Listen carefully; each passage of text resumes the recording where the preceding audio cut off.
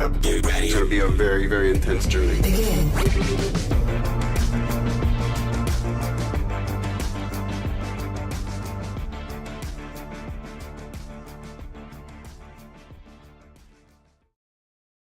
It's not that bad. Hello, Internet. Welcome to episode 125 of Frameskip. I'm your host this week. My name is George, and I'm joined by some of my favorite people to dork out with. Starting with the person who hasn't been here in so long, I've started to forget what his face looks like. Coach the Kyle Newman. Coach, how you doing? Pretty good, man. And you? Yeah, pretty good. How's the start of summer? I know you're finally on summer break now. It's good. I started summer vacation by getting a pedicure. Ooh. Yes, with a massage. Best thing ever. Yeah, Got treat to yourself, man. take care of those feet.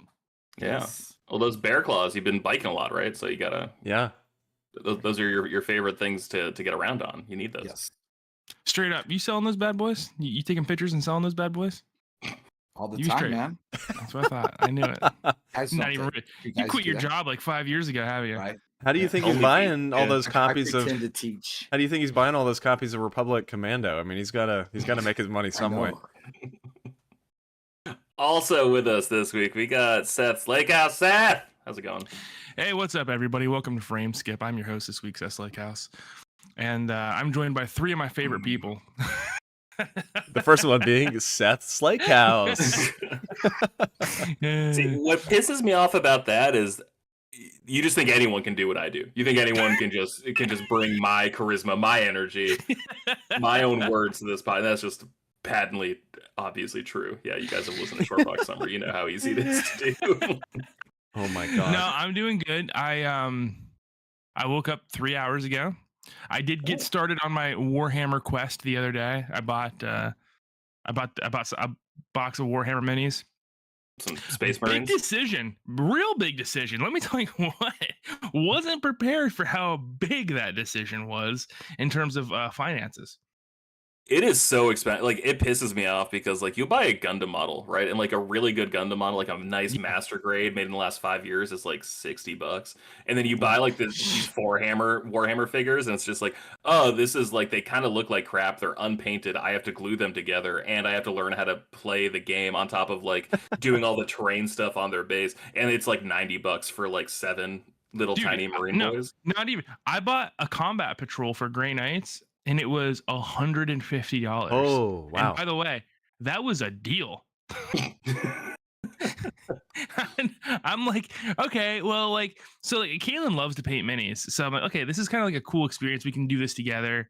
I'm not an artistic person in any way. Mm-hmm. I don't have that gene in my body, so this is kind of like scary, uncharted territory for me. But yeah, I'm gluing these together because first off, wasn't prepared for the glue. I thought they were gonna be like gun block kits and just clip them together. No, you got to use super glue and glue these bad boys together.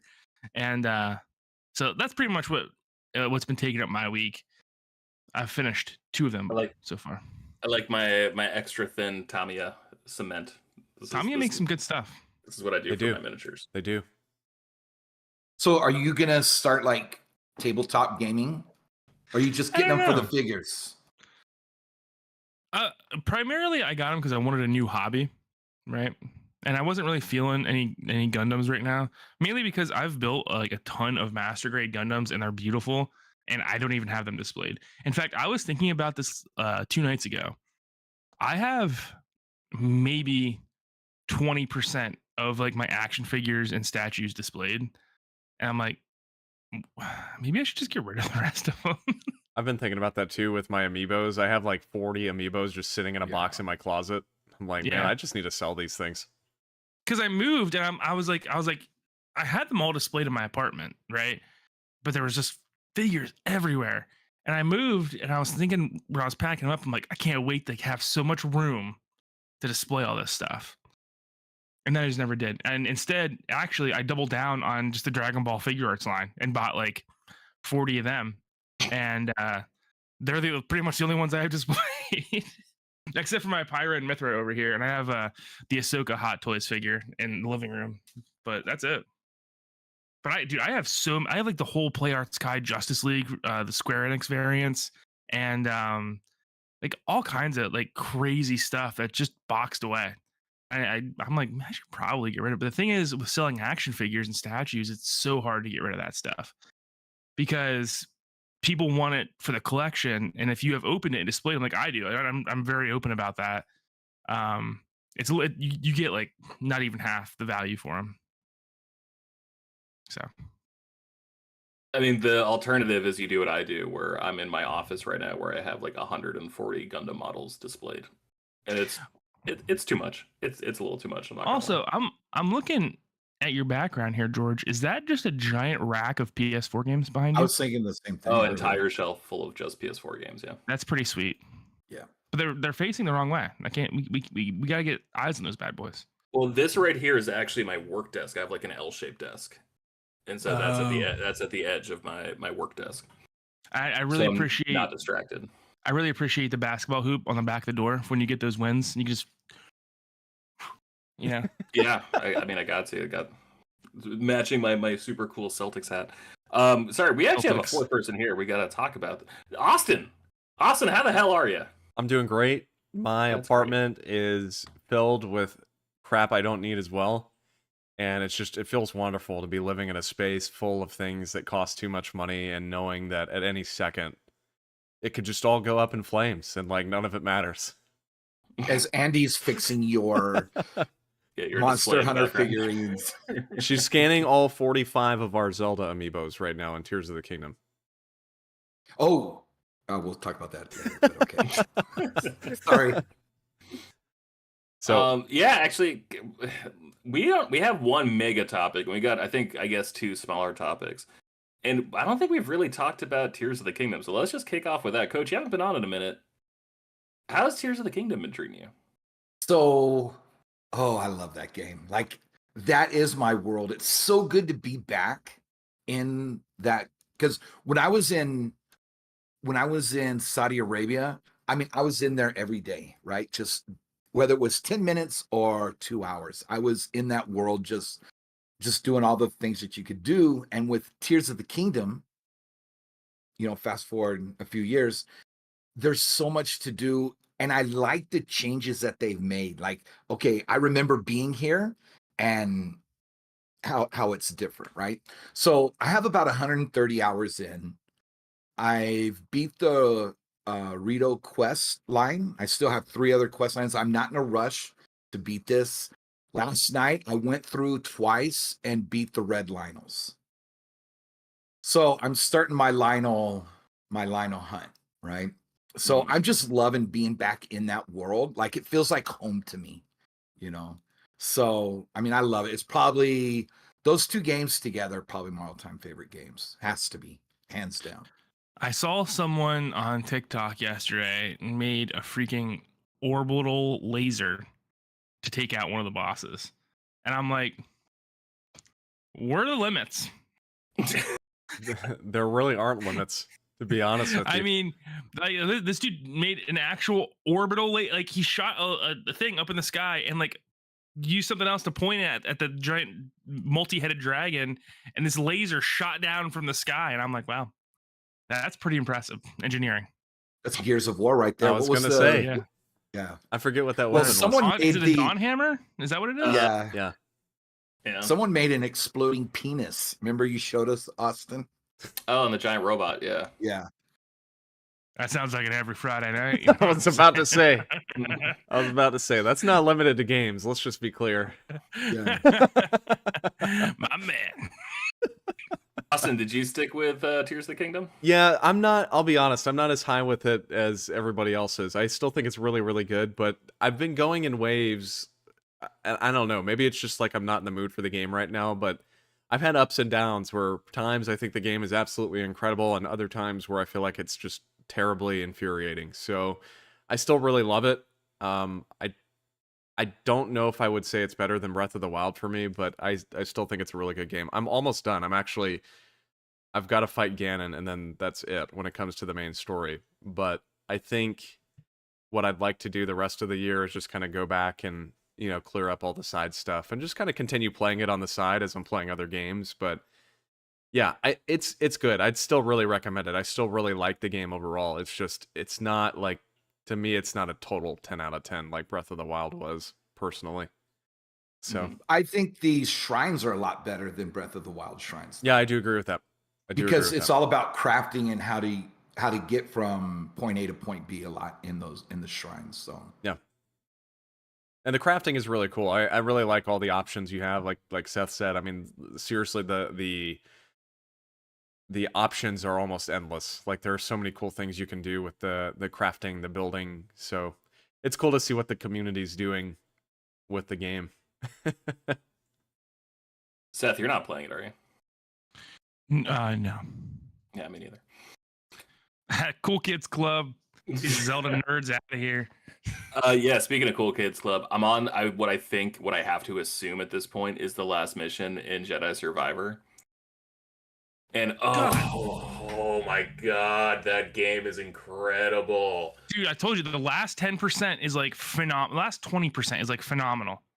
There was a twist that I saw coming, and then they somehow managed to up the twist quotient exponentially within such a short period of time. I was like, oh damn, I didn't see that coming. Oh damn, I didn't see that like it was just incredible. I was on the edge of my seat last night. I was like 1:30 in the morning. I was like, I physically have to go to bed, but I want to just call in sick to work tomorrow and just stay up all night and finish this. Dude, I know that twist I called from the first time I saw that thing. Yes. And because I'm trying to be non-spoilerish as possible. And I was like waiting. I'm like, wow, okay, maybe I was wrong about this. And then nope, I wasn't. And then you're right. I didn't see this. I didn't see there's a twist on top of a twist. And I'm like, yo. Coach, when you get to that game this fall, you said, or like this like holiday break? I have a break. Yeah, I have a 2-week break in October, so that'll probably be my big game that I play, because I'd like to like really hone in and focus in on that when I don't have to worry about work. I think it's a comfortable game to beat in a week. Like I think for most of the game I went through just doing like, all right, they want me to go to this new planet. All right, I'll go there and do like the main mission there and then call it a night. And I really think if you do it at like that pace, you could probably beat it in like 6 or 7 days. You know, like not pushing yourself too far, just jumping in, having fun with it, not getting frustrated because of like how long you're in it. Like like that right now is my game of the year. How do you feel about the difficulty of Jedi Survivor, George? Because I'll be honest with you, I varied between like the easy and normal mode. Because sometimes I was like, well, you know, I kind of want to experience the game as it's meant to be. And other times I was like, well, I kind of just want to feel like a Jedi. Yeah. And I feel like on normal mode, you don't feel as powerful as Cal is supposed to be. I mean, let's be honest. Cal was able to but like hold his own and defeat several Inquisitors in the last game. And this takes place, I think, 5 years later. And he's supposed to be way more powerful. And I'm like, man, should I really still be having trouble with like regular stormtroopers? You know? I'm glad you brought that up. With all the main troopers, I would play it on easy because I agree with you. Where like I did just want to feel super powerful and badass. And then when it got to boss fights, I would bump it up to normal. Like I'm not a big like Souls combat type guy, so like I don't care for like that's not why I play games. But I would want a bit more of a challenge. So when you were fighting the main enemy or like any kind of like the mini bosses or whatever, that is when I would bump it up, especially if it's like one-on-one combat. Because like there are times when you're fighting throngs of stormtroopers, like the technology in this game is so much better than the first because like there's just so many more enemies on screen and they don't do that thing that they did in old games where like, you know, they would just like wait for you to be done with 2 people and then like the next 2 guys would come in. Like I feel like they did that in Fallen Order, but they really fixed it in this game. And a lot of the times they would just like jump out of nowhere and there'd be no warning that like an enemy was about to bop you on the head that you couldn't see. So like, yeah, and with crowd control stuff, and if I'm just like platforming and whatnot, all those areas, I would just play that on easy. So I have a question for you guys. You feel awesome. You feel so cool. What up? What mode do you guys play it on? Like what settings as far as graphics do you play on? I have no idea. There should be like performance and what's the other mode? Quality. I feel like you got to play on quality in that game. So Coach, I don't even remember, this was a big discussion when the game first came out. Its frame rate in performance mode was super variable. You'd go from like 45 down to like 20 or 15 in some cases. And it took a while for them to patch that. They did patch performance mode now. That when I was playing through it after I came back from my Florida trip, performance mode was a lot better. But if you want to play on like a stable 30, then you play in quality. If you want between like 35, maybe 25 to 40. But it's still 5. 1440p on 30 frames per second, right? So it Yeah, still looks good, right? I think they cut out like some like the ray tracing and like smoke effects. I forget what they're called. Right. I can barely tell. I assume I'm playing on quality just because I was like, no, just give me the same experience all the way through. Like that's usually how I play games. So like 9 times out of 10 will go for that option. I still think this game is gorgeous. I didn't have any of the performance issues that Austin was talking about when he first started playing and decided to take a break from it until it was patched out. I didn't notice anything. Like there's some like pop-in, but I actually like noticed that during cinematics where it doesn't really bother me. And even then it was just like the transition from gameplay to cinematics. So like I really didn't give a shit. But this game is like so freaking beautiful. Like I can't get over how good this game looks. It's a really pretty game. I actually, if the game is like a barrier for people, I would even recommend like just regular Star Wars fan play the game on like the story mode because you're almost invulnerable on story mode. Like if you look at the graphs, the damage incoming is like almost zero in story mode, and the story is good enough that I think people would enjoy it even if they're just regular Star Wars fans. Like the story is really good, so that's what I would recommend. So that is glad we got to talk about that. I can't wait. We should do a spoiler episode, Seth. Do it. Let's do it. All right. Our next big topic before we get into our main entree topic, Final Fantasy 16 demo. Coach, I don't know if you had a chance to play this or not. You did not. Sir. No. All right. Well, I'm sorry. We'll please feel free to ask questions because Seth, Austin, and I played it. And is this the most anticipated game of the year for you guys now? Final Fantasy 16? Oh yeah. Yes. Yeah. Oh yeah, dude. By a long shot. Dude. That demo, okay, so I was already, frankly, it was already my most anticipated game. Like, for a while, I felt more excited for this game than Tears of the Kingdom. But, like, just playing that demo, seeing how the game feels, seeing the world, where the story goes, like, I am more excited for this game, I think, than I have been since any game, probably since Metal Gear Solid 5. Like, it's just, it looks so damn good. Yes. Yes. This feels like the first like real next generation game, Yeah. right? Like Yeah. this feels like, and especially because I remember watching the PlayStation event back in 2020. I was like moving across the country, and I was like in Salt Lake City, Utah. And I remember like watching the event and just like seeing the Final Fantasy trailer. I was just like, holy shit, this looks amazing. Yeah. I don't even care about Final Fantasy, but I think I want to play this. And so it's just been in the back of my head since I bought my PlayStation. I'm like, well, Final Fantasy's coming, and it's finally here. That demo was incredible. Like they clearly stole a strong word. They borrowed quite heavily from Game of the Thrones vibes, I think, right? The Game of the Thrones. Yeah. And I think it works for it. This is the first time it's felt way more like fantasy, I think, in a long time that I've just seen. Like this in Final Fantasy 14, I guess, is like the other game. But like Final Fantasy 15 didn't really feel like a fantasy game, you know? Like that they've been sort of doing like this Final Fantasy 10, and I guess 8 to an extent, and 7, just like sort of science fantasy adjacent turn. And this feels like a real return to, you know, swords and tits like they did back in the first 5 games. So Yeah, absolutely. I'm so excited. It's an action game. I was so mad when they told me dodge was on like R1, and then like 10 minutes into the game, I was like, no, I never want to dodge with circle ever again. It doesn't even make sense. The control scheme is so good. It is so so well done. Yes. So this was already like, you know, like you guys said, the most anticipated game for me this year. And I, again, wasn't going to play the demo. I was, but the one night I was like, I couldn't take it anymore. I'm only a man, you know, and I broke. So I played the demo and it was better than I could have even possibly thought. I mean, I found almost nothing wrong with it. And I just want to say before we really get into the actual game, Square Enix does demos so good. Yep. And I don't understand why other companies can't replicate this. You take the first hour of the game, right? You're not losing anything by giving people the first hour, and you let people play it. And then if they buy the game, they can continue on. It's essentially a free trial. And they did this with Final Fantasy VII. They did this with, I think, Octopath Traveler and Bravely Default 2. Dragon Quest 11 had a 10-hour demo. That's Dragon insane. Quest Builders on Vita had like an 8-hour demo that you could just like continue that save with the main game.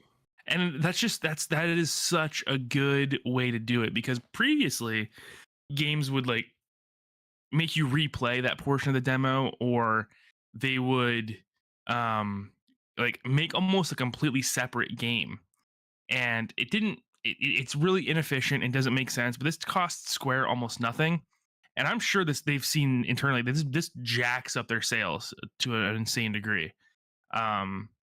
So I think other companies should do this more often, because it's so good. And yeah, I just gotta say, like, this was incredible. Super dark, man, super dark. And the twist in it in the first hour is like pretty crazy. Yes. And unlike other Final Fantasy games, like you guys know, I'm not the biggest Final Fantasy guy here, right? Like I feel like I barely scraped the surface of that series. I could understand what was happening. I could like follow what was happening. It wasn't like that time I played Final Fantasy 13. It was like the Fal'Cie and the Lossy. It's just like, why are these two opposing races, like, why are their names 4% different from each other? You guys know how hard that is to like keep up with, right? This was just incredibly clear, and like I understood why people felt the way they felt in this early introduction demo, and I understand why they were upset, and I understood the stakes of everything that was happening. Like, it was just such a well conveyed story from Final Fantasy, which I respectfully wasn't expecting. Yeah. And it's very emotional. And are we allowed to jump into spoiler territory since it's a demo? I don't know. I feel like Yeah. No, I'm hosting. Yeah, we are. I feel like it's fine. All right. So when Ifrit appeared, I was under the assumption that it was the main character that turned into Ifrit. Did you guys also Yes. get that? Yes. Okay. Just wanted to make sure, because it seems like they were trying to leave that a little vague, with him seeing like a stranger all the time and then him appearing under a bunch of rubble and not having any memory of it. But I also felt, because when he's having the fight with Ifrit versus Phoenix, it almost, for that 1 second, it seemed like he was viewing it through the eyes of I forget the dog's name, Torgal. Yeah. And I think I wasn't I really totally sure think he how that was. Yeah. That was what I thought as well. That scene was so messed up. Yeah, honestly, like I kind of forgot until I played this demo that this was the first. Well, I guess there have been other M-rated. I know Type 0 was M-rated, but this is the Type first. 0 wasn't mainline. This is the first mainline M-rated Final Fantasy game, and like I just kind of forgot that until I was playing, and like you hear F-bombs dropped immediately.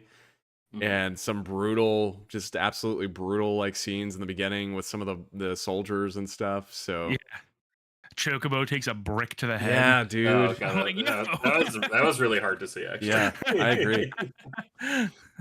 Damn. But the combat, man, it feels so good. And I don't know if did you guys do like the extended version of the demo at the end? After you beat it, you get that extra area. I didn't. I stopped at that. I started it, and then I was like, this is starting to feel like a little too much. So I backed out. Yeah. That's exactly what I did. And I was also like, it got to the point where I was like, you know what? I don't want to spoil this for myself. Like, I kind of want to like naturally progress through it. But like, that's what I was talking about, Austin, where I was like, oh, it's like a 4 to 5 hour demo, because like all that. Yeah, and I had the same thing. I was like, you know what? I'm going to play through the story portion of this, but I'm not going to play, because that essentially was like a cut out of further in the game, right? Where you have like more powers and stuff. Yeah, I did not want to touch that, so I didn't even bother booting that up. But what's interesting is you are significantly more powerful in that portion of the demo, and the description says it's only a few hours into the game. So I'm wondering, because I'm imagining this is a 20, 30 to 50 hour game if it follows other Final Fantasy trends. And I'm wondering how that works up. You think Yeah. it's higher? Yeah, I read the review from IGN. I didn't watch the review just because I didn't want to see anything. But I'm a big dummy and I can't visualize stuff super well. So I was like, it'll be safe to read this. And I'm pretty sure the review said it was a 50 to 60 hour Yeah. RPG. Nice. That's what I've been And reading too. I'm cool with it. I think JRPGs are best when they're meaty. And man, just talking to Pedro about this recently. This is the first real Final Fantasy game that's come out since we were adults. Because 13 came out when I was in high school, and then we got all the sequels to 13, and then we got 14, which was it's a phenomenal game, but it's not like a real Final Fantasy game. You know, it's an MMO. And then 15 was just a spin-off of 13. So finally, like, we're unshackled from the Final Fantasy 13 decade-long development cycle. And they made Final Fantasy 16, and this is the first game that has come out since I've become a real adult. And it's crazy because for the longest time, Final Fantasy felt like it was really down in the dumps. And it just comes back with such a strong presence. And it's really exciting. I'm staying up all night tonight to play it. And I did end up getting a digital version of it. So did I. So I get it at midnight. So I'm really excited. Coach, do you care about this game at all? Is it on your radar even a little bit? Yeah, it's on my radar. I just want to know how's the difficulty on it. It's have a not problem. too bad. Yeah. Yeah. I mean, I play games on easy these days. Like, I'll be honest. I'm not there for a challenge. I'm there for an escape. So like, I have no problems doing that. There is a difficulty option, I should say too. I think there's an easier mode. I think I was playing it on normal, but there is like a story. There wasn't a demo. There wasn't a demo, and I think I read in the review that there isn't an easy mode in the game, but they have items that like sort of make it easier. Like the rings that you can wear. Right. And so there's items that modify it. So I think it's the same game experience at all times unless you're wearing special gear. Yeah, Coach, you can get gear that makes it like you automatically evade, right? That was one of them, and it gives you like way more health or something like that. Yeah. And that's the gear you're supposed to use in order to kind of give yourself an easier edge in the game. There's not actually a set mode you choose.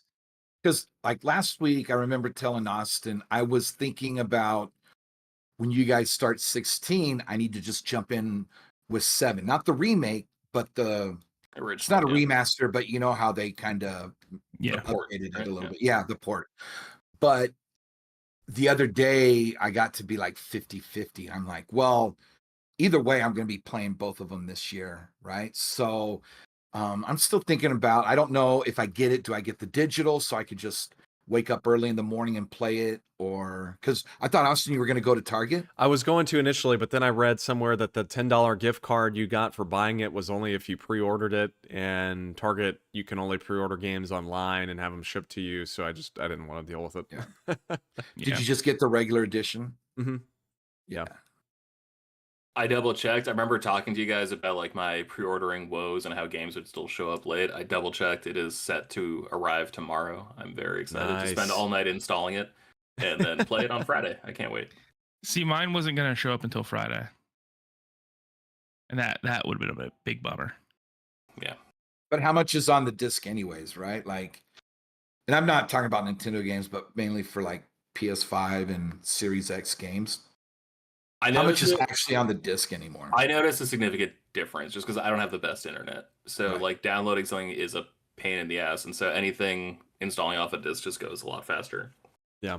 I want to know if we're ever, I mean, probably not, but I would like the future where, and George, you'll remember this, there was a period in time for comic books where you would get a digital copy of the comic book in the physical version. Yeah. We're still in that period, but yeah. Really? Because I thought they stopped doing that especially in Marvel. But I want video games to do this. Like what's the problem doing this? Except to cripple GameStop, which is already falling apart. I don't see a problem doing this, and that way you can get the convenience of having the digital copy, and for the people that want the physical version, which are let's be honest, dwindling further and further, they can still have that option too. I would like to see that. I agree. It makes more sense now than it did like 10 years ago, for sure. Yeah. I saw GameStop's gonna go full in on the retro market just recently. Yeah. I think they should.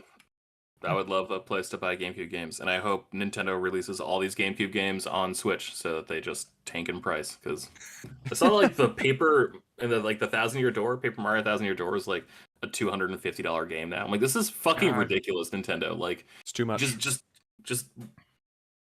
add games to the service. Like, crater this price, please. Well, George, to piggyback on that, remember the physical copy of Conquer on N64 was about $100 at one point, but it was also on the Rare Replay. So I don't know if that dropped the price on it. It could have, but the Rare Replay was also pretty rare, wasn't it? No, wasn't that hard to get your hands on?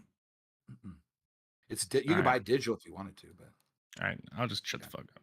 that's all right. Yeah, sorry, you're wrong. You're wrong. I like your voice. You're good looking though, so it's okay to be this beard. Stupid. Your beard is always 10 out of 10, bro.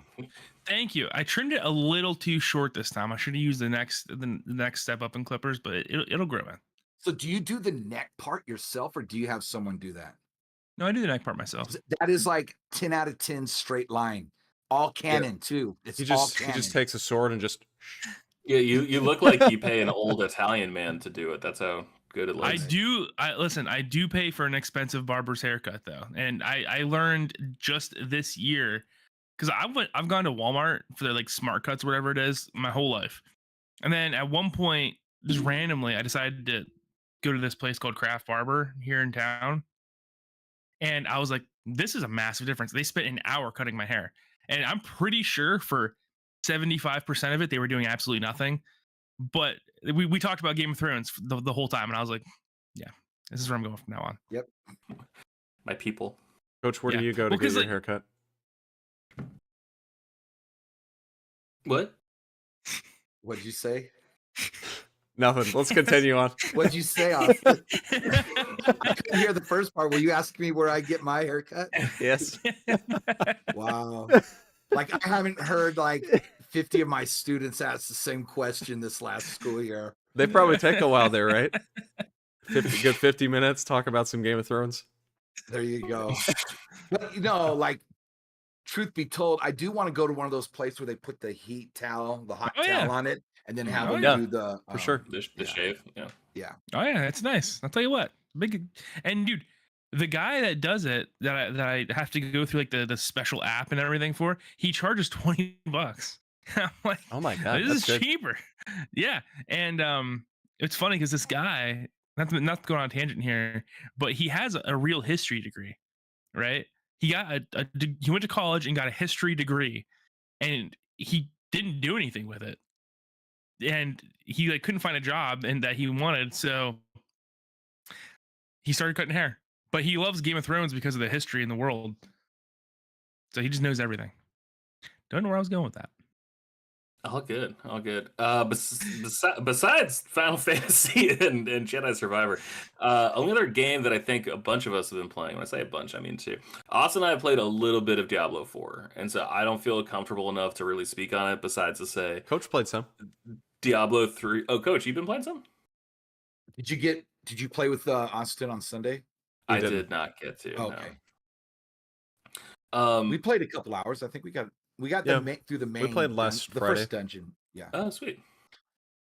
I really like it so far. I think it's like a big departure from Diablo 3. Diablo 3 I thought was awesome, but looked a little cartoonish and had kind of like a more, I don't want to say childish vibe, but like I guess a more like stereotypical vibe. And this just has like a much more metal vibe to it, which I'm really enjoying. Yeah, I agree. The graphics really good. are incredible. Yeah, super pretty game. Really fun. I need to play more of it. I kind of got sucked into Tears of the Kingdom this week trying to finish it up, but it's really, really good, and we all need to play. Yeah, we do. Definitely. All right.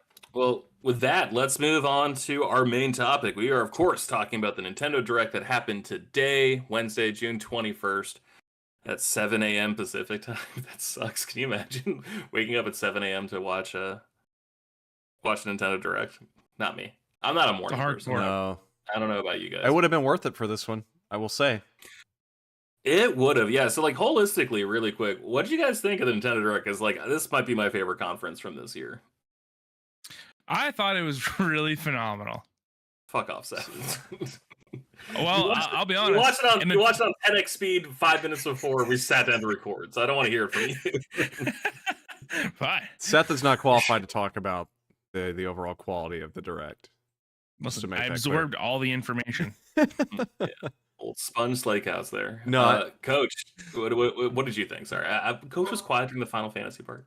So I was pretty shocked that they even had one because last year we had a Direct in February and September, right? We didn't have the E3, even though we didn't have E3, we didn't have a June Direct when everybody else kind of did their thing, right?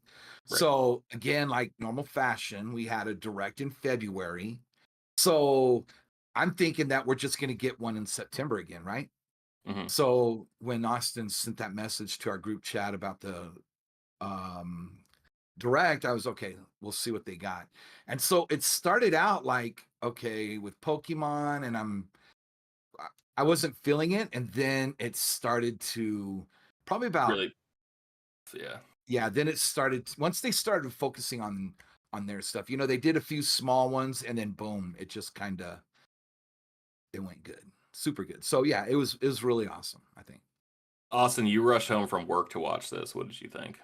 I thought it was very, very good. I was kind of shocked because, we had gotten, not necessarily rumors, but we had all kind of had this expectation that like the Switch's lifestyle is coming to an end and that they were moving on to the next thing after this year. The whole idea that a new quote unquote Nintendo system was coming out next spring, potentially next fall, and that after Zelda and Pikmin, we would have a slow period. But I was just totally blown away by the fact that, we're getting, I didn't count, but I would presume like 5 big first party games over the next 6-7 months, which is insane to me because we went into this Direct really not knowing anything aside from Pikmin. Well, they announced this Direct like 2 or 3 days ago. It was like yesterday. It was yesterday. Okay. Yeah. That's why I thought it was fake. I didn't think it was actually happening because I'm like, they wouldn't do that. They wouldn't give such a short like runway before the actual Direct. And lo and behold, it was a fucking awesome Direct. I thought this was one of the strongest ones they've ever had, I would say. As far as expectations go, I don't think anybody was really expecting anything big. And they totally just blew that out of the water. All right, Seth looks really sulking in his chair, and I feel bad. Seth, what did you think watching the Direct on Fast Forward? Star Ocean 2, baby. One of the greatest RPGs of all time. Looks good. I'm ready. All right, let's just jump into it. So Coach is right. It started off with Pokemon, talking about DLC for Scarlet and Violet. It's called The Hidden Treasure of Area Zero, and it's coming in 2 parts. It's got what was it, the data thing and the teal thing. The teal mask comes out this fall, and then the indigo disc comes out this winter. I need to get back to Scarlet. I didn't finish it, but I want to. And this might be the first Pokemon DLC I ever buy. No offense to Sword and Shield, but I thought those games were boring, so I did not buy that DLC. I just want to know, are they going to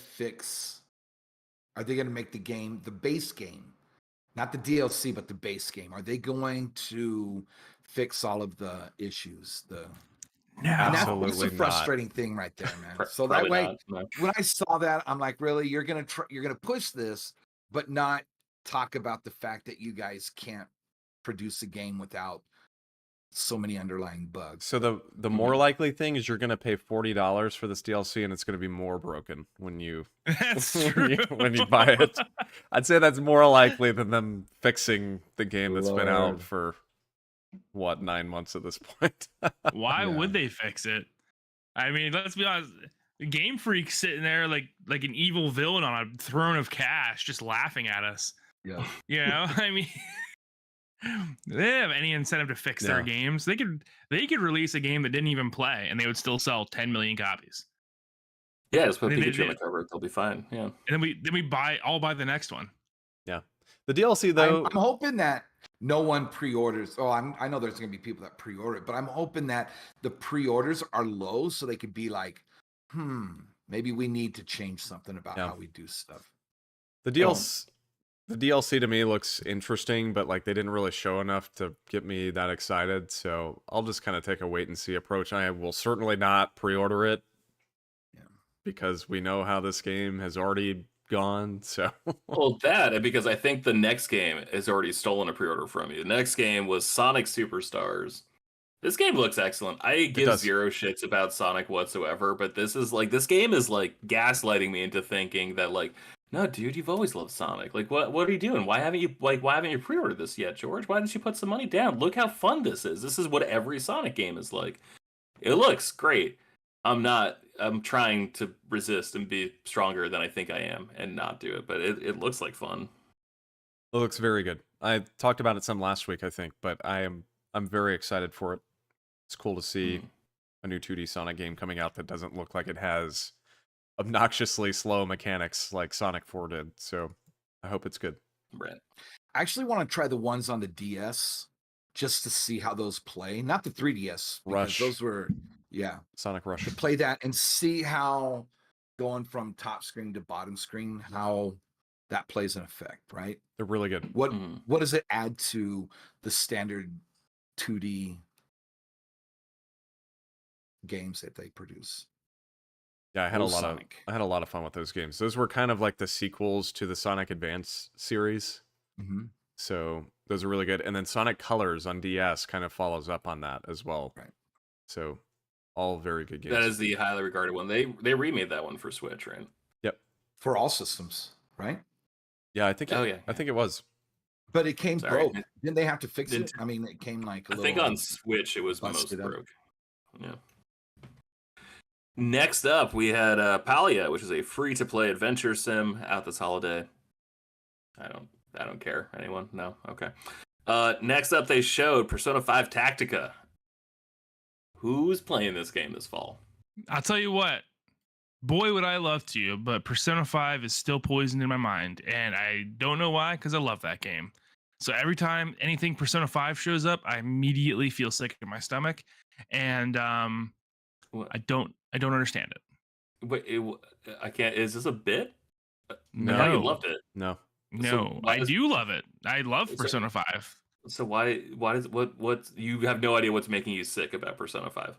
No, there's a like literal repulsion I feel towards playing anything Persona 5, and I don't understand why. Like, and by the way, I'm not the only person that experiences this. Pedro also feels the same way, and I think you said you feel this way to a certain extent as well, Austin, right?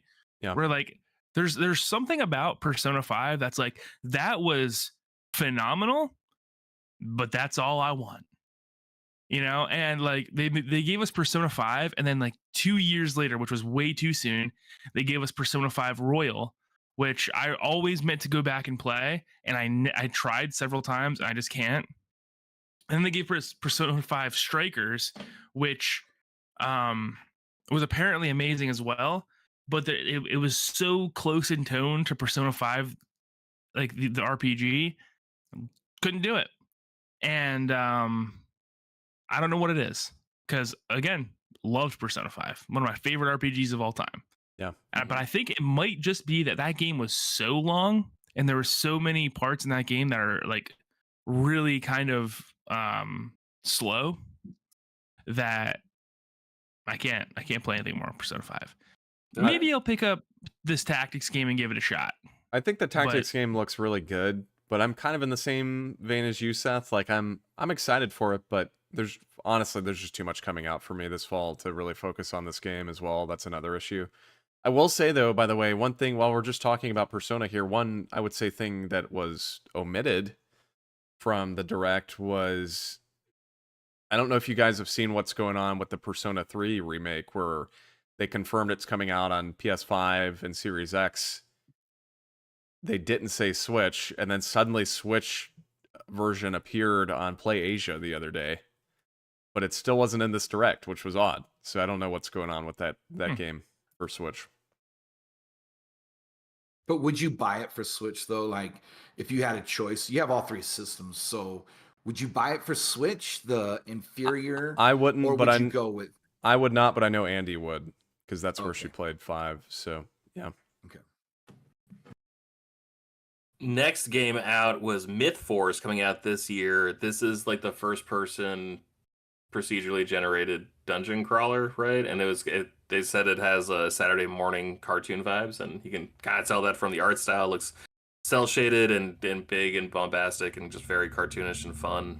I'm not getting this game. I agree that it looked Why? fun, but honestly, it's from Aspire, and I just don't trust them.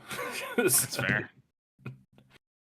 I'm not gonna That's get fair. it, but 5-year-old me like woke up and was like, Saturday morning cartoons, right? Oh, He-Man half returned. Yeah. Yeah. That was our life, man. Yeah, it's not a game I'm gonna get either, but it does look really good. I like the art style of it. Listen, if I get this and none of my friends get to play with, I'm gonna be real sad, because this is like everything I want from like a D&D 80s inspired action game, dude. It's ridiculous, it's fun, God. and Well, now I gotta buy it. now you know what? I'm literally gonna put a gun to your head. You I'm gonna gotta put a buy it. Well, then I'm gonna buy it. cartoon gun to your head. There's an I will- orbital laser above your house. Battery powered, like the best of them.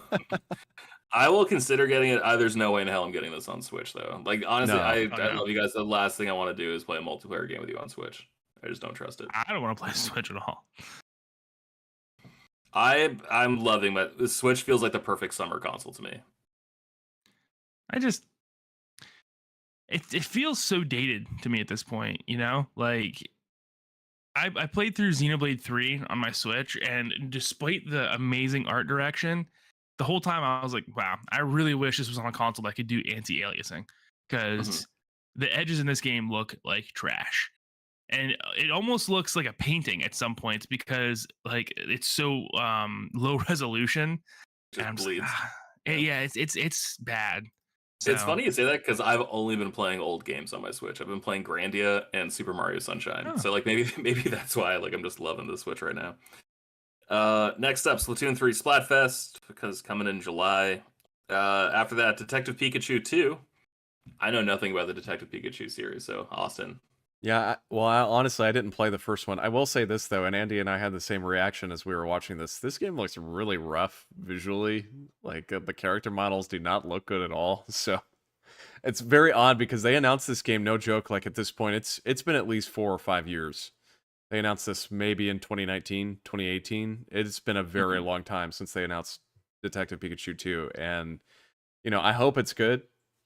Like I said, I never played the first, but it just doesn't really look visually appealing whatsoever to me. So we'll see what happens. The last one was a 3DS game, right? It was. Yeah. How was the movie? It was fun. Yeah. I never saw I it. liked it. Ryan Reynolds as Pikachu. I really liked it until like the last probably like 12 minutes, and I was like, God damn it, you did the thing. You did the thing I don't like about Pokemon. But I recommend watching it. I think most of that movie is really good. Next up, probably the biggest bombshell, if not the second biggest bombshell, the entire direct, Super Mario RPG Remake. Probably the fastest I've ever pre-ordered a video game. I'm very excited for this because I've been wanting to replay the Super Nintendo version, and now I'm not friggin' gonna. I'm just gonna jump right into this one. I can't wait. I can see Dude. myself. I'll play it again, and then sorry, Seth, but I'll play it again before it comes out, and then just to have that comparison, right? So you could see the quality of life. Mhm. I think it looks phenomenal. And dude, I'm so glad we live in this era right now where these classic RPGs are getting remade in such high quality. And this just doesn't go to Mario RPG, but also Star Ocean 2, which we're going to talk about here a little later. But we're also seeing the Suikoden franchise make a return, and these like 2.5D remakes. And this reminds me a lot of the Diamond and Platinum remakes we got a couple years ago. those weren't necessarily as good. I think that they got a little bit too much hate, but this art style, it doesn't age, man. I love this this RPG art style from the 90s, and Super Mario RPG is a very underrated game. It's a game that honestly not a whole lot of people know about, and I haven't played it since I had a Super Nintendo as a kid, so I'll be picking this one up, I think. Yeah. Mm-hmm. This is one I have never played Mario RPG before, so I really don't have any context for this game at all, but I think it looks super, super pretty and happy to see it come into the Switch. And yeah, I agree, George. Like I went straight and pre-ordered this thing like right away. So Yeah. excited to play it. I'll say it should be noted, every single game we've talked about so far is coming out this year. The next two games we're about to talk about, not coming out this year. But we got some hints of some first-party games to come. We got a untitled Princess Peach game. I was really excited. I thought it was going to be like a Super Princess Peach sequel. And who knows? It still probably could be, but they didn't announce that. And also Luigi's Mansion Dark of the Moon remaster from 3DS. Luigi's Mansion 2 is coming to Switch, which is great. That bring the original one too. Like, come on. Yeah, I was kind of shocked they didn't just do like a collection with 1 and 2. 1 and 2. Yeah. 1,000%. But I'm excited So for that. have you guys played Luigi's Mansion 2? Yes, on 3DS, yeah. I played about half So of what it. did you think of it? What did you think of it? Because it's a big difference from the first one. Yeah, I liked it because it was segmented, right? Because you were going to like a bunch of different houses. Right. Yeah. So I liked that it just gave like I thought like a better sense of completion and just checking boxes and moving through, busting ghosts. It was great. The overworld map, kind of, I guess you could say, or the map was similar to something you would see in Kirby or New Super Mario Brothers, right? Whereas the original, you're in the mansion the whole time, right? Mm-hmm. So I was pleasantly surprised with this, and I'll definitely get it. But the third one, they went back to, I guess it was a mansion, right? But now this will be good. This will be a fun one to play again. For sure. I can't wait. I assume those are coming first quarter, right? Or second quarter, like first half of next year. Yeah. Right. I'm curious what the Princess Peach game is though, George, because I thought the same thing. The second I saw it, I was like, oh, is this Super Princess Peach, again, or whatever it is? And it looks more like a 3D type game. They didn't really show much gameplay, so it'll be interesting to see what that looks like. After that, we got a new collection coming to Switch. We got the Arkham Knight trilogy. Coach, go for it. What do you think? Not interested. Honestly, just not interested. I mean, you could buy them for $10, $20 now, and they're gonna run better, play better. And honestly, like at this point, the PC versions are gonna be your way to go to play those games, right? So I don't know. After playing Spider-Man and Miles Morales, like it's hard to go back to the Arkham games. I tried going back to Arkham Knight, and I'm just like, I can't. We just play Gotham Knights, dude. That's the latest I'm one. good. I am good. What? I tweeted this out when I played the demo. I think Final Fantasy 16 is like the first time I've like this combat is better than Arkham. Final Fantasy, well, the Arkham games are those tentpole games, right? That like almost created a genre in itself, and like reinvented the action game genre, I think. And I think to be fair, Arkham City and Arkham Knight hold up pretty well. I think Arkham Knight has its issues, but I think all those games are gorgeous still. But man, how many times are they going to re-release them? It seems like they've gotten re-released so many times. Make a new game. How about that? Yeah, but to be fair though, like Arkham City like was a launch title on Wii U, right? Like it was the Armored Edition that came out on Wii U. Yep.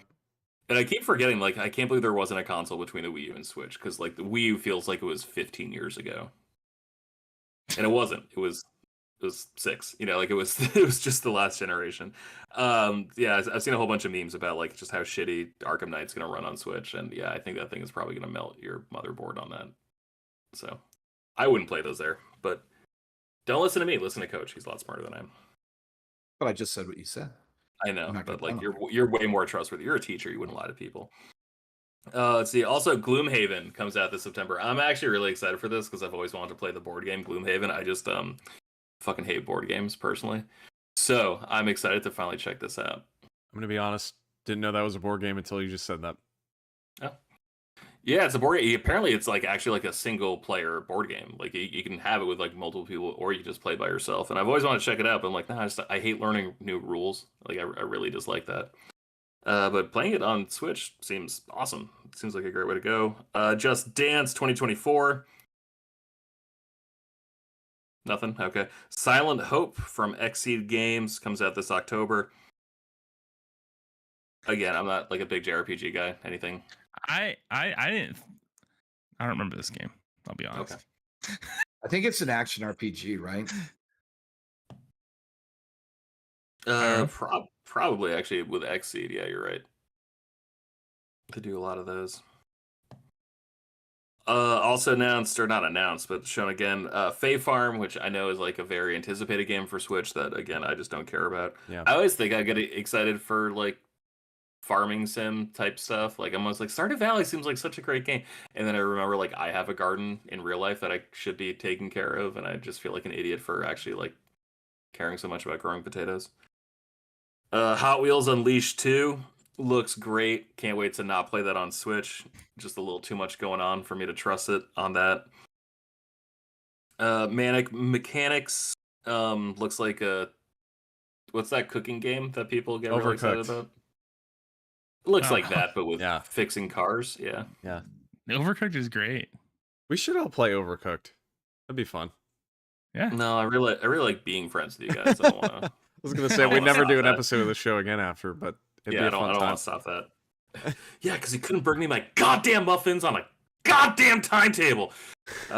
Second paid DLC for Mario and Rabbids. That's great. Dragon Quest Monsters, Austin, go. Yeah, I thought this looked really cool. I was excited to see it. Visually, it doesn't look as good as 11, but it still looks like a really fun game. And I like the whole like combining monsters stuff. It looked pretty interesting. So Is excited like for Yu-Gi-Oh, right? yeah. Yeah. The one thing that really bothers me about it though is the camera angles. I hate Yeah. that classic RPG camera angle. It did make me think though, like, wow, this looks really good, but I need to buy Dragon Quest 11 and play that instead. So That's true. Let's see. They gave us another look at Pikmin 4 that comes out in July. Yep, next month. I remember being so excited, like oh shit, it comes out in July. It's probably coming out on a Friday. I should go grab that and just play that all weekend. And then I realized it's coming out the same day as Barbie and Oppenheimer, and I'm very busy that day. Why don't so you I'm going to be just- watching both Barbie and Oppenheimer. Why not take your Switch to the theater, George, and just boot it up, play some Pikmin 4 while you're sitting in front of a freaking nuclear bomb in IMAX? That'd be great. Because I appreciate the craft of cinema, and I don't want to disrespect. Okay.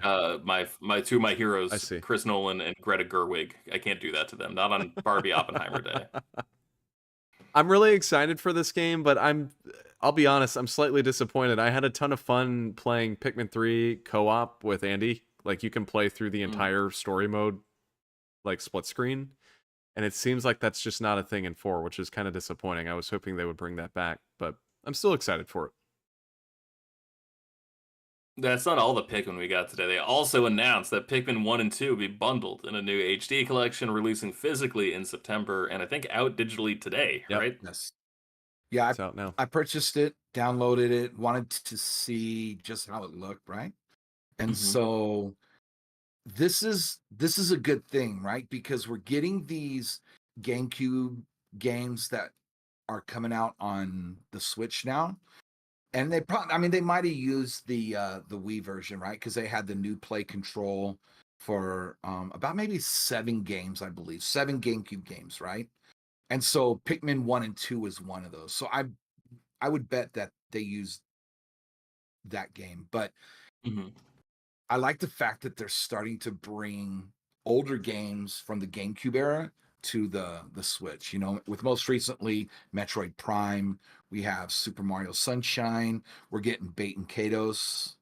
So we're starting to get these games, and then of course people are talking about Paper Mario Thousand Year Door possibly at some point, right? So Yeah. I was really hoping we'd see that today. Spoilers, unfortunately, we did not. But one thing we did see: Metal Gear Solid Master Collection Volume 1 coming to Switch. Um, Snake Eater. yeah, again, that's great. Again, I just Yeah. these games might play well on Switch, but there's just so much you have to download. They're putting nothing on the cart, and there's like all these special features where it's like 30 gigabytes worth of videos and shit, and that's just something you'd have to download on Switch. So No.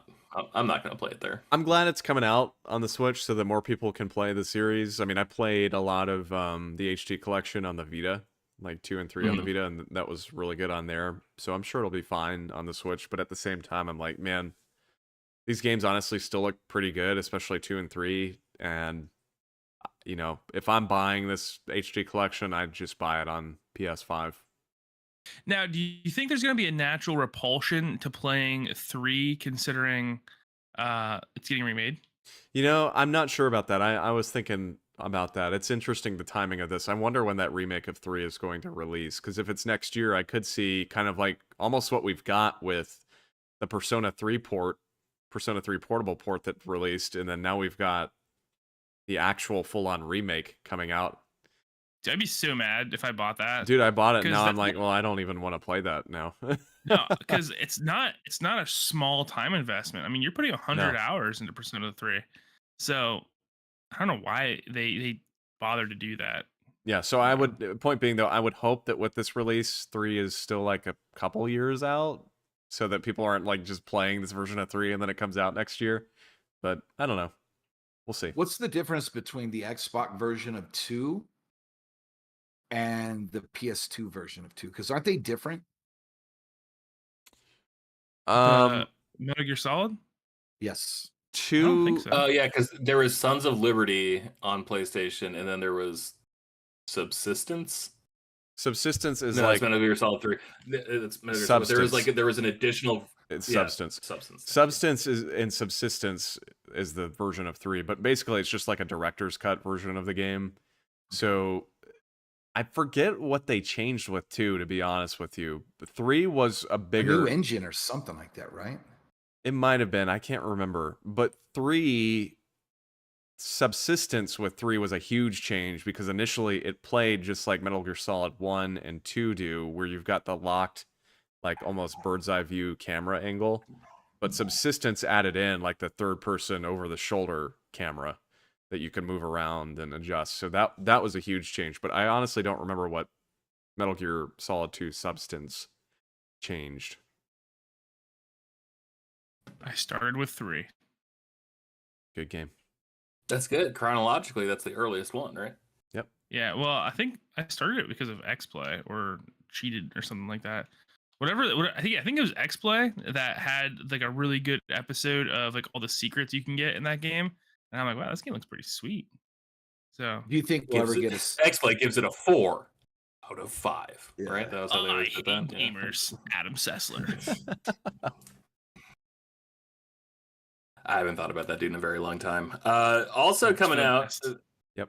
Also coming out, Vampire Survivors, which I'm pretty sure is actually free to play on your phone, but now you'll be able to pay for it on your Switch, which is neat. And that's like an auto shooter, and I think you just have to move your character through crowds.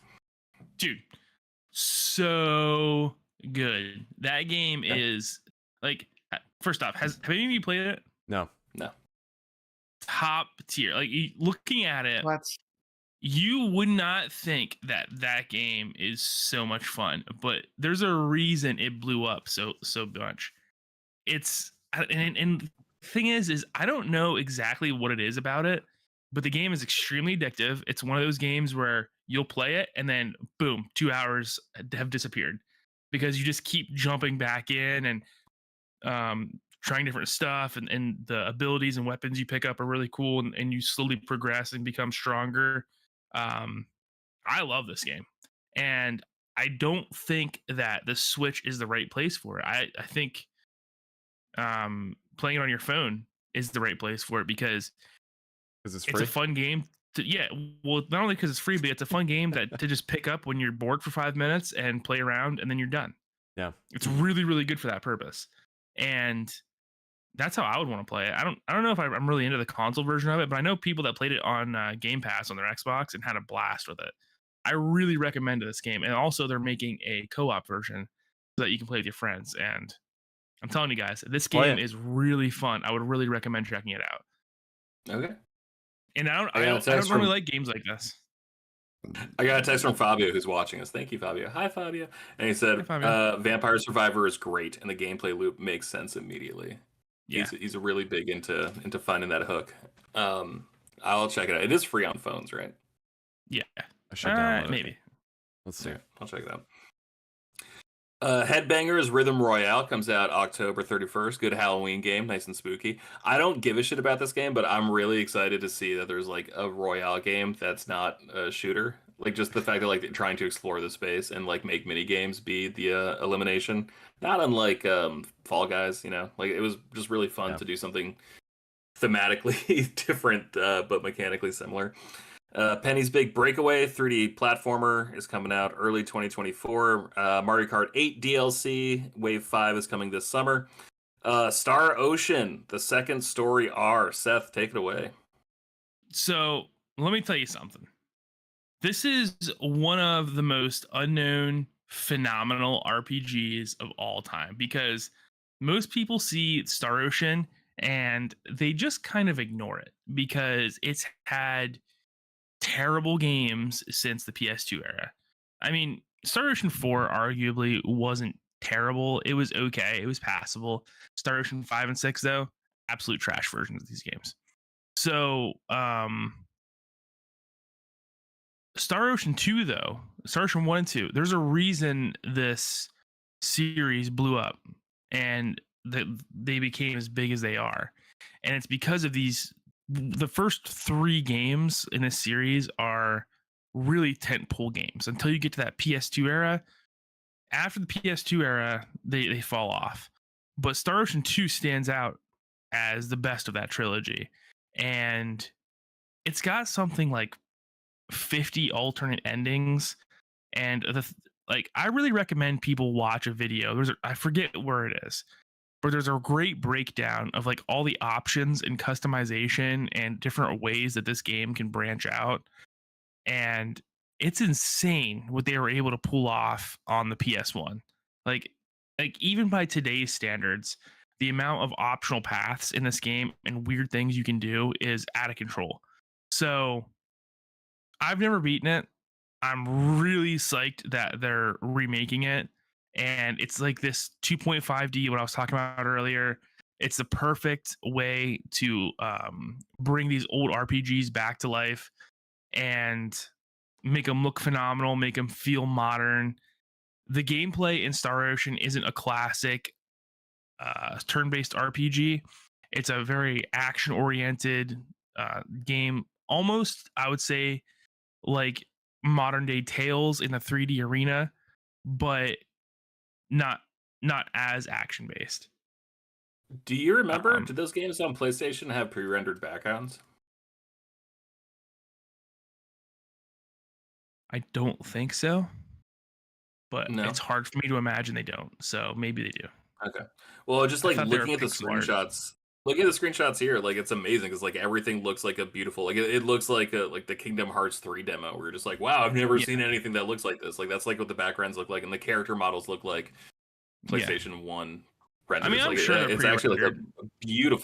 beautiful looking screenshots from the new remaster we got here, and the first one's already out on Switch, right? Yeah, I looked at it today. It's $20, the first one. I don't think it's a remake like this one. I think it's just a remaster. I could be wrong though.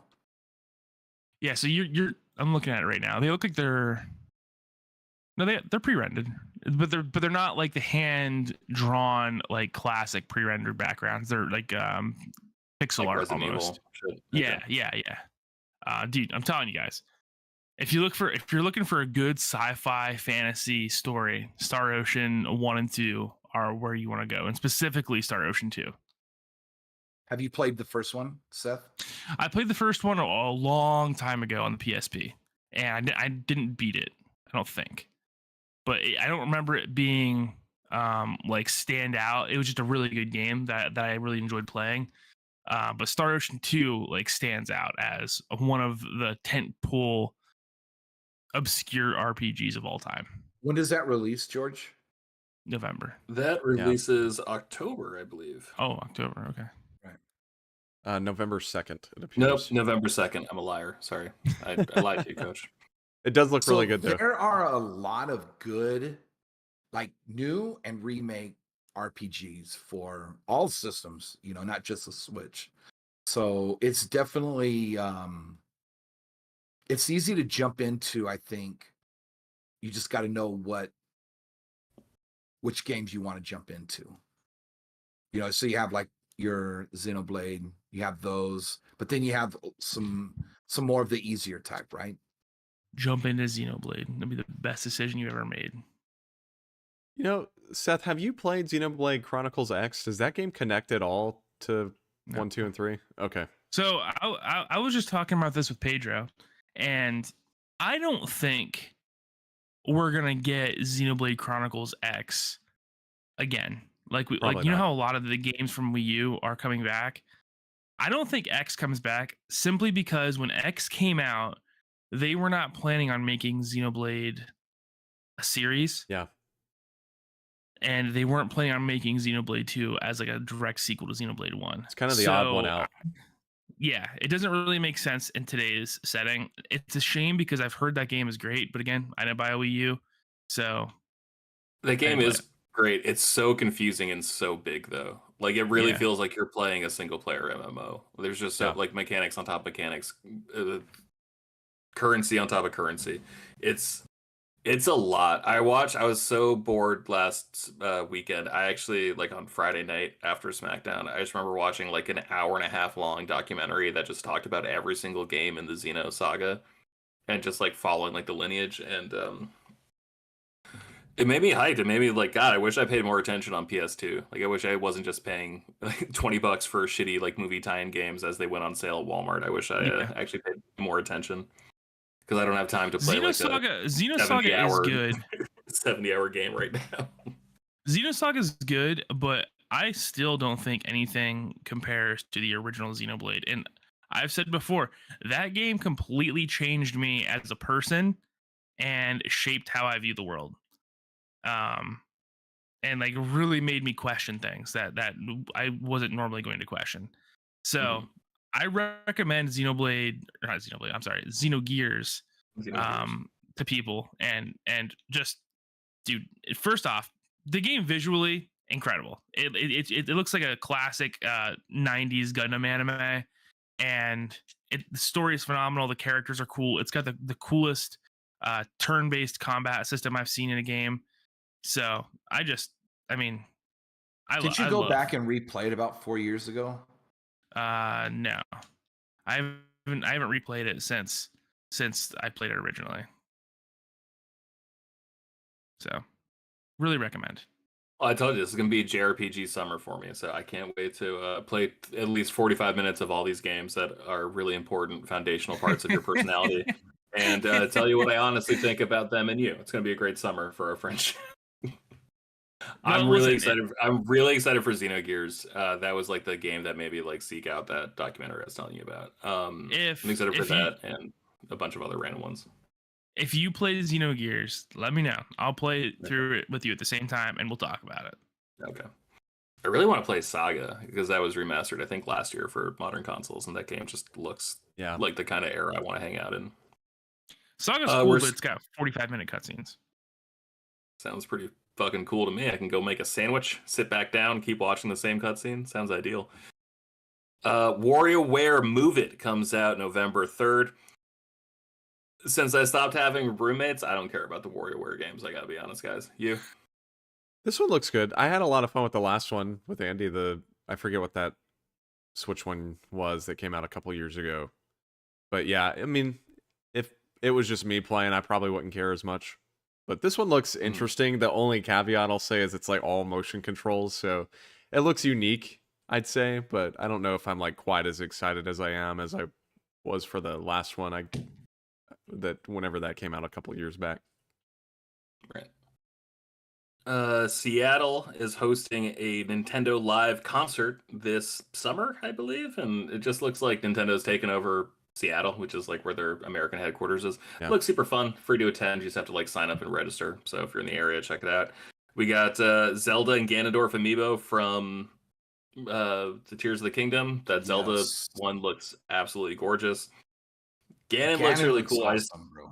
He does. I don't like how big like the stint is that's like holding him up, right? Like that big chunk of plastic. Like that's the only reason Zelda's looks a little smaller and like it's hiding behind her body a little better. But Ganon's pose is sick and his costume is great. I haven't played the game, so I don't know. I don't know if that's like his first form or his final form or whatever, but he looks really cool. And last game of the show, Super Mario Brothers Wonder comes out October 20th. Pre-order the fuck out of this game. Pre-order this game so fast. And I don't know why. I'm not the biggest fan of 2D Marios, but something about this game just looked weird and wild and different, and got me really excited. The art style looks wonderful. Yes. And I say that pun intended. It just looks different, which I am very excited for. I feel like all these 2D Mario games we've gotten since New Super Mario Brothers have been exactly the same. You know, that one came out on the DS, then we had the Wii one, then we had the second one on the 3DS, and then the Wii U version, and all four of those games to me feel just identical. And so it's exciting to see something that actually looks different for once. I really like the animation style. Something about it made me think of Rayman Origins and Legends, like just the pure like animations of the characters and the really cool looking backgrounds. Looks super good. Super good. So I'm very excited for that game. Plus, there's an elephant in this one. I'm pretty sure there's an elephant in Rayman Legends too. That's right. That feels on brand. Yeah. So Seth, do you like give a shit about Legends. do you give a shit about platformers, Seth? I don't think we've ever talked about platformers. No. Yeah. It's just not what I go to games for, I don't think. That's fair. Coach, do you give a shit about platformers?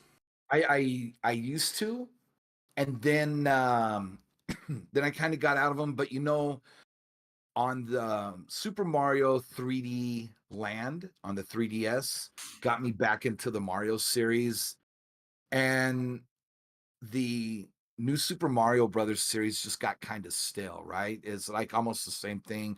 They tried to put Luigi in it, and it still didn't catch me. But this right here, I'm like, okay, I could get into this. And I like the way that it looked. I actually liked the way that it looked. It was a little bit different, had a different like 3D look to it on a 2D side scroller. And it just had like, it looks like they added to the formula, their cookie cutter formula of the new Super Mario Brothers series. So it'll be interesting to see if we're going to get any more information on this before it releases. Because what's the release date on this? October 20th. Or was it like Black Friday time? No, it's October 20th. It's like the same day as Spider-Man 2, I think. If I'm recalling correctly. I'm going to choose Spider-Man 2, of course, but I will pick this up and play it for sure. Yeah, it's exciting, like I said, to just see something unique. When I saw it, it made me think of the transition from Mario Brothers 3 to World, like just how the art style changed at that time. So it's exciting. What was the one that had like 1 million coins that you could grab? You know what I'm talking about? That was the 3DS one. Yeah. That was New Super Mario Brothers 2. Absurd amount of coins. Yep. That was like the whole like kind of formula of that game was like, you just get all these coins. Inadvertently made it super easy because they just gave you all these coins and then you just had a billion lives just stockpiled. I wasn't a big fan of that game. I thought it was like actually challenging in a way that the Wii version wasn't, and in a way that the original DS version wasn't. Just because I think they did feel like, well, you got all these lives, like you can afford to die, you little fucker. I felt like that's what they were saying to me. We got a question from Fabio. He texted. He's watching. Hi, Fabio. Love you. Hi, Fabio. Viewer question: if the 3DS Luigi's Mansion gets remastered, could more 3DS games make their way over? I hope to God, dude. That is something that I've really wished for ever since the Switch came out, and specifically Kid Icarus Uprising. That game has got to get off that system. Yeah. Dude, that game has got to get off that system. Little thing for. Yeah, Yeah, that the music stand you could play it on. the and it's frustrating because that control scheme was awful, but that game is fantastic. It is really really good. It's the same team that made Smash, and so like they've got just tons of voice acting, and the story is really really well done. And if I could have anything from the 3DS shifted over to Switch, it would be that game, like no question. I I'm trying think to think if there's anything else. some of the best Kirby games are like I thought Triple Deluxe was Robobot. excellent. Yeah. And Robobot was so much fun. Like it's like so like those are just locked and dead now, right?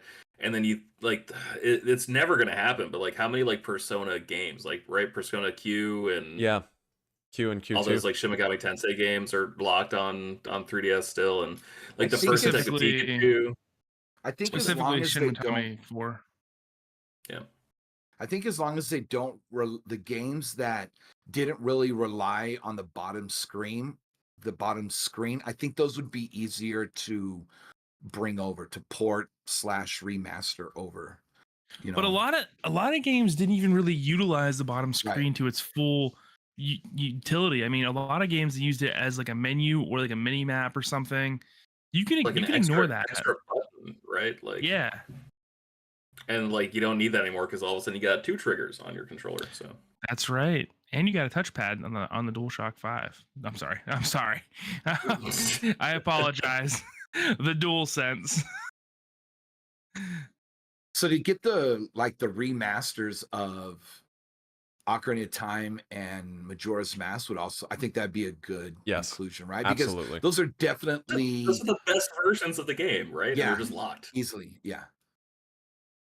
And even Well, on Super- the 3DS, they look so good on the 3DS. So Yeah, and we're starting to like- slowly get some here and there. So, last week I think we talked about we talked about the Capcom showcase, and one of their announcements was the new Ace Attorney like trilogy part 2 with 4, 5, and 6, and 5 and 6 are 3DS games. So we are slowly starting to see some of this stuff pop up. So hopefully we'll start to see more of those like stellar That's good, man. 3DS games come I'm through. hoping, especially with like the 3DS eShop closure, that like people are all of a sudden like, all right, we can release an old game and actually make it new again. Like there's Right. no way for them to legally buy this, and so we can just put in $10,000 worth of effort, right? $20,000 worth of effort, 30, like not that much, and like actually see a return. Because I don't know, people my generation, they're getting real horny for nostalgia in a big way, just like God, everything sucks. I just want to feel 15 years old again, or 20 years old, however old they were when the 3DS came out. Remember Star Wars? Basically, yeah. Drinking them berries all day long. Yeah. That was all for the showcase. I thought it was excellent. I'm very excited about a lot of games now. Yep. I immediately went and pre-ordered Mario Wonder. I pre-ordered Mario RPG, and of course I pre-ordered Pikmin 1 and 2. So those were like my big walkaways from that. That was exactly what I did. And I think like besides Pikmin 4, Spider-Man, and I'm leaning towards yes on Front Mission. That's like all I got for the rest of the year. And I say that's all I got. But that's still like 500 hours of video games that like I hope I get to. Front Mission is not a series I ever jumped into. I started checking it out. I got a PS3 plugged into a TV here in my office, and when I'm like waiting for renders or whatever for work, I will play a level of something. And man, the game's super fun. This fall is turning out to be like super busy game-wise, so there's a lot to pick and choose from. I'd love to play the new Armored Core, but like I just don't have time for that game.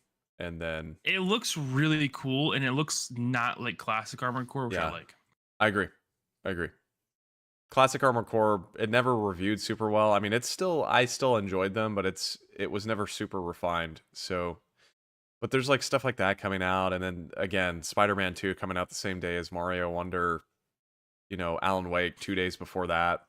Like it's just it's going to be a crazy fall. I'm sure a lot of people will be buying both those games, right? Yeah. I think probably what I'm Yeah, going to for do is sure. get Alan Wake and Mario, and then hold off on Spider-Man a few months. Really? Yeah, I'm way more excited for Alan Wake than I am for Spider-Man.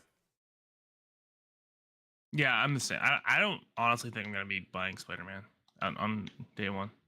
God, you and your fucking Spider-Man embargo are really starting to bum me out, Seth. I'm Like sorry, man. It's not it's becoming a problem for me, actually. Your I'm selfishness, sorry. your spider selfishness is really starting to piss me off. It's not selfishness. It's just exhaustion. And Marvel took something that I loved and they force fed it to me until I threw up. And that's where we're at.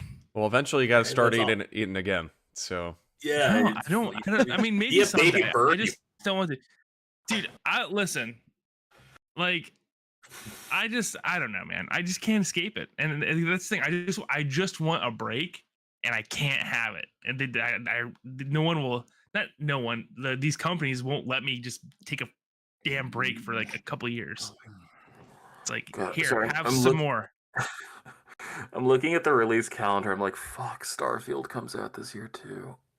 yeah, There you go. Starfield I think is gonna get washed away for me. I'm gonna try that, but there's just so much coming out. I think that would be a good game like in January or February, honestly, after they ironed out the bugs, because we know Bethesda, right? They ain't gonna iron them out. Hey, remember what I said earlier about the DLC for Pokemon and it making it worse? Dude, Let's like straight up, revisit that for this. This is a game. real story. I was hanging out with some friends the other night, and we were all just chilling, and I booted up Fallout 4 on my PS5. I pressed start new campaign, right, or whatever that the button is, and the game immediately glitched on me to where I couldn't create a character. He just sat there and stared at me, and I was like, well, here we are. Closed the game, uninstalled it. Yep.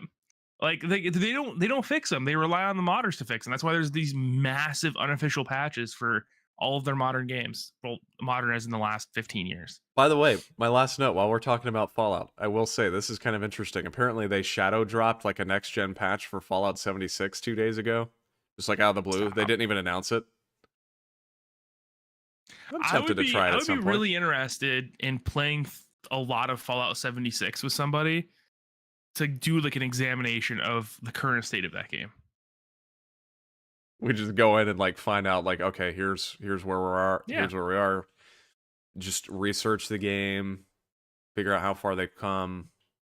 Yeah. I will say I've played the opening of it, and like the very beginning, like where you start out in the vault, it seems like it was a really cool concept if it had worked on launch day, because it would have been a bunch of people like all leaving the vault at the same time, and it didn't work, unfortunately. So nobody wanted to play it. And I remember that one video where that guy went into GameStop to get his money back after like the next day, and GameStop wouldn't give him his money back. So he like took a kiosk and destroyed it. I remember And that video. Yep. Pretty sweet. I will not be the guy who plays that game with you, but I will be the guy who tells you where you can find us all. You can find Austin on Twitter at Austin J. Eller. You can find Coach not on Twitter, probably on a bicycle somewhere doing like that Forrest Gump shit when he's running across the country, just finding himself, finding America, finding something to believe in, just on a bike. It's a good feeling, actually. I mean, that's not a lie. It's a good feeling to just find yourself. I'd walk at least 5 miles a day, man. I love it. Just getting out there, just walking around the coastline. I see lighthouses, which really is literally a scene from Forrest Gump. So we're basically the three of us, all the same person, really. Coach, Forrest, myself. You can find Seth. I'm tired. I think I'll go home now. It's like, okay, thanks, Forrest. You can find Seth on Twitter at Seth the 90s Kid. Don't follow him, though. You can find me on Twitter at Shortbox Summary. That is the comic book podcast I host. Got a big episode coming out this week all about House of M. Very exciting. Finally, it took 50 episodes to get there, but we're finally fucking doing it. I can't wait. That's all I got, guys. Oh, you can find the show at Frameskip Pod. Yes. Right? Frameskip Pod on Facebook, Twitter, and Instagram. Sash the Tube. Let's not talk about the tube. The Leave the YouTube. tube alone. Oh, that tube. Yeah. Okay. Sorry. Yeah. That tube is fine. That tube's fine to talk about. And YouTube. Thank you so much for listening. It's a really big internet, and you found us on it. That's incredibly cool. So next time, we'll be back next Tuesday. Spread the word. Share the links. Show us some love. Jump in. Ask questions. Make it interactive. Make it fun. Please. We're here. So come say hi. Thank you so much for listening, and we'll be back next week.